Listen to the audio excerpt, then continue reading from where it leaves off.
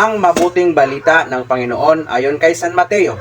Noong panahong iyon, sinabi ni Jesus sa kanyang mga alagad, "Narinig na ninyong sinabi, ibigin mo ang iyong kaibigan at kapuutan mo ang iyong kaaway.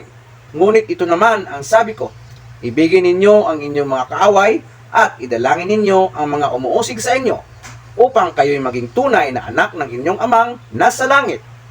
Sapagkat pinasisikat niya ang araw sa masasama at sa mabubuti, at pinapapatak niya ang ulan sa mga banal at sa mga makasalanan. Kung ang mga umiibig sa inyo ang siya lamang ninyong iibigin, ano pang gantimpala ang iyong hintayin?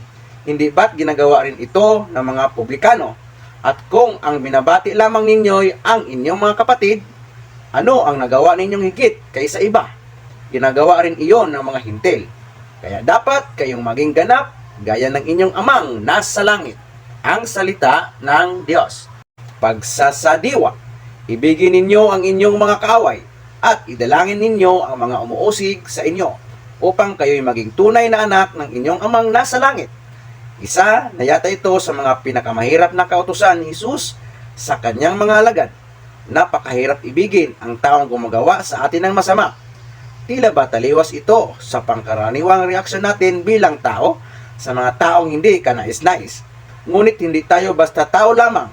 Tayo ay nilikha sa wangis ng Diyos at mapalad na tinubos ng anak ng Diyos. Ang Diyos ay pag-ibig, kung kaya naman tayo ay tinatawag ding umiibig tulad niya. Totoong mahirap, ngunit hindi imposible, sapagkat nagawa na ito ng ating Panginoon. Ang ating pagiging tagasunod niya ay tugon lamang sa pag-ibig na una niyang inihandog sa atin. Siya rin ang magbibigay inspirasyon at lakas sa atin upang magmahal ng walang itinatanggi at walang pasubali.